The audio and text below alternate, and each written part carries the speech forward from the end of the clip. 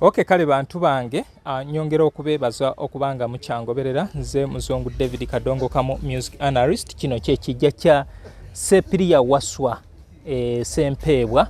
Ono ye taata wa Fred Mbalire Kateteyi, yazaalibwa nga 8 ogw'omunaana 1936, yafanga 26 ogw'ekumi 2013. yono Seruganda ndowooza mwaka gwe gumu nange taata we yagenda, kubanga nze taata wange omugenzi BK Kalisenga yagenda nga 14 ogw'omwenda 2013. Nnaku ze zibaawula. So ono Sepiria Waswa Sempebwa yali ne mukyala we amanyiddwa nga Nabatanzi Jamia, yafa 1980 ne bamuziika wali Bunamwaya, ye yali ewaabwe. Era bano Bambalire Kateteyi we bava kunonga bato baasala ne badda eri Bunamwaya, era kigambibwa nti kino ekitone kye balina eky'okuyimba kiva eri ku bukojja gye kyava okubeera nga bakyazikako ku baana. Era mulimu ne omukyala Nansubuga, songa Nansubuga oyo wembasa erabidde yaliko ne mu kibiina kya yaliko ewa mukulu wa senior woman Irene Nakito amanyiddwa nga Elia Safu Kibirige, yayimbirayoko eyo gye basinkania ne ba senior woman, ate olwo senior woman basale basobole okuva eyo bayingire ekibuga batandike okukola emirimu. So yono eyali kyamaani w'ekyalo kino Nakibizi, Sepiria Waswa Mulongo, naye nga mubamu boyina okujjukira abaana be mwe muli manager Kizito Godfrey, ye waali era bali mu kuteekateeka okubeera nga basabira omwoyo gw'omugenzi Prince Job Kafeero wali Makindye. Abo beekozeemu omulimo nga abaali abakozi mu kibiina kya Prince Job Kafeero ekya kulabako Gita Singers, nga mwe muli Senga Josephina Nabitaka, mulimu Sebambulidde Patrick, mulimu ye Nakato Basudde, ne babeeramu ne Kalungi yali omuzinyi, n'abalala aba Rose Namata, bona beegasse okubeera nga bakola enteekateeka eno. Era ntegeddeko nti His Excellency Bobi Wine ye mukungubazi omukulu ku gundi, ye musabye omukulu ku lunaku olwo. Kati yono naye nga nkugamba nti programu yaffe eno eteekebwamu ssente. Aba New Subs Fashions basangibwa ku Sunset Arcade. Sunset Arcade eri otambula ng'ova ku Pioneer Mall odda ku Arua Park, wova ku Pioneer Mall odda ku Wilson 1, va ku Wilson 1 oddako Health Link Pharmacy, ku Health Link Pharmacy weekoma yambuka amadaala ku mukono gwo New Subs Fashion. Hey.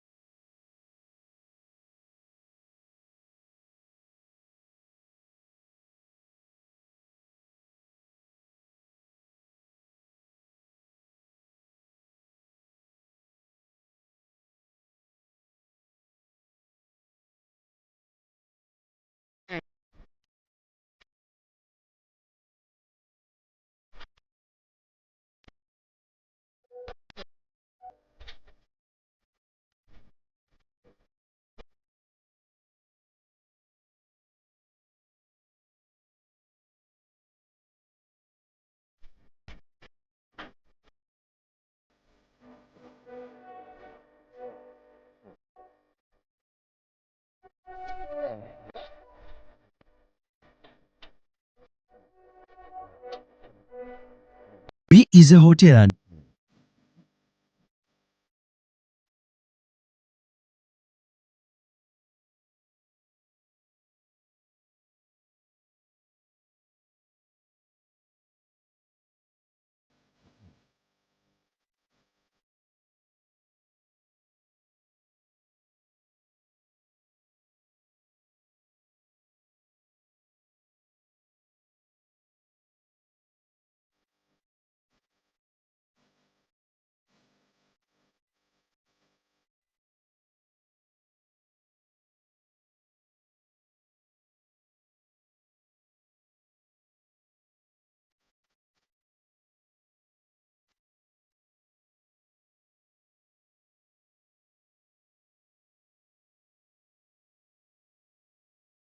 ogwa ddyo edduuka erisookera ddala ku muggukiriro yeyo New Subs Fashions. Then tulina aba B is a hotel and bar, abo basangibwa Nsaggo Nakawuka Road. Bakugamba nti gendayo munnange obeere nga osanyusa ku bulamu bwo, genda owumuze ku birowoozo ebyokulya n'ebyokunywa n'emizannyo egy'enjawulo weegiri.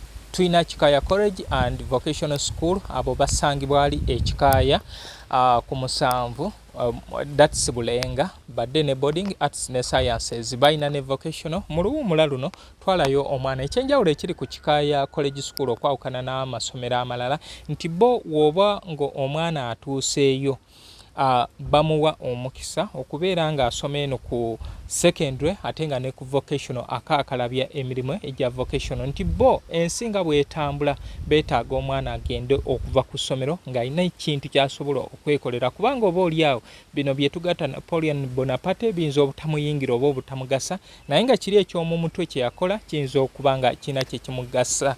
Kale ne tubeera ne Twinex International, abo bali Bulaga basomesa okuva ku baby class okutuuka ku kyomusanvu. St Michael Educational Center, abo bali Kiwanga Mukono. Then ne tubeera ne Plan B Records, gwe yeetaaga ennyimba zino eza kadongo kamu osobola okunsanga e Kasubi ku basooka kwa Blastage wenkolera emirimu gyange. So wano we tuli nkugambye tuli ku kyalo Nakibizi, ntambudde ne mukodomi wange Kabyanzo, Muzeeyi Kabyanzo mutabanyi wa Celeste Kasule Junior ne Neguya Noelina ye muto wa Kapalaga. Kati agenda tulagako munayina bano omulimo bakoledde ddala beebale kuteekateeka enteekateeka. Fena luno lwe rugendo kino kye kijja kyabwe nga kifaanana. Nabalagako eri ewa senior woman Irene Nakito. Tulina Seruganda Dr. Ian Fred Mbalire Katete, yono bamuyita Elisfaz Kato Kayizi, yazaalibwa 1936. Kati ono ye mulongo wa tata waba Mbalire Sepiria Waswa. Ono ye muto naye yazaalibwa nga 8 ogw'omunana 1936. Ye yava ku nsi mu mwaka gwa 1996. Kitegeeza emyaka giba gigenderedde ddala nga 29. Wano tulina George William Mubiru Mayanja, yafa 1996. Oli yafa gwa 2 nga 23. Ono yafa nga 16 ogw'omukaaga 1996. Waliwo wano omulala ono ye Manjeri Nancha, yafa February 1996. Kitegeeza mu 1990. Wano ne tubeerawo ne George William Sekatawa, yafa 1996. 1966. Yafa 1966. We tweyongerayo wano ono Saalongo Paulo Kizito, yafa 1965. Kiyinza okuba ono ye taata wa Sepiria Waswa oba ono ye jjajja w'aba Fred Mbalire Kateteyi. Kati wano ono ye Naalongo Dorothy Nampiima, yafa nga 19 January 1995. Wemba Serimbye oli ye Saalongo, ono ye Naalongo. Kati bano ono ye jjajja wa Fred Mbalire Kateteyi. Wano tulinawo Eseza Kayaga, ono tebaatugamba yafa ddi. Ndowooza bye bimu ku ebyo bye tulabako ebiriko ebiraga emyaka, naye nga ekijja tuli ku kyalo Nakibizi. Kati katweyongereyo ate tulaba awalala we tugenda otuuka, tubeere n'ebirala bye tusobola obbagattako. Kadongo kamu tulina kola bwe tuti, era nkubiriza nnyo abantu ab'enjawulo. Kino tekikoma ku muzungu, tekikoma ku Kabyanzo, nawe omulala osobola okubeera ng'ojjaano n'otuukako munnange. Bano be basajja abaatukolera omulimu guno gwe tweyagaliramu, baatusomesa, baatusanyusa. Gwe woba ng'olina stress, noonyayo ekivvulu kimu, Mbalire Kateteyi kye yali nga ali ku stage ng'azannya.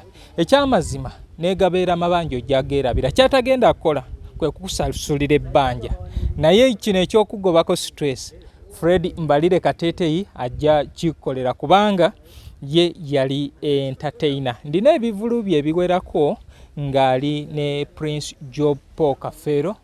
So mbasaba nti mwerekereze mubinoonyeeko, naye nga Baba TV, Baba Radio buli Sande kubeerako program kadongo kamu. Omanyi tugobererenga nnyo abeewaffe. Baba TV Kabyanza abeerako kati ssaawa 7 paka ssaawa 8 buli lwa Sande, kati ssaawa 10 paka ssaawa 11 emipiira egibanga tegiriiyo abeerayo ku Baba Radio. Baba Radio eri 87.7 ssaawa 10 paka ssaawa emu. Kale tugende tukole ki tumuwagire ate ne ku gundi ku TikTok nako kwali ku YouTube. By the way olw'okwagala okutereka ebintu bino obulungi tubasaba timweyambise nnyo YouTube. Kati Facebook erina ekintu kyekola nti videos enkadde zonna bali muzijjayo, buli live gye wakola bali mu kuzijjayo, era ndowooza omwezi guno tomorrow is 15th kati leero oba 21st any of that bagenda kujja videos, buli video gye wateekayo. Kati gwe abadde yeesunga nti muzungu yakuteerayo video eya live gye yakola bagenda zidelitingayo zonna.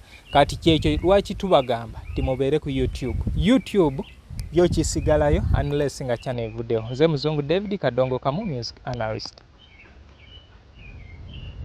New subs functions. Hey.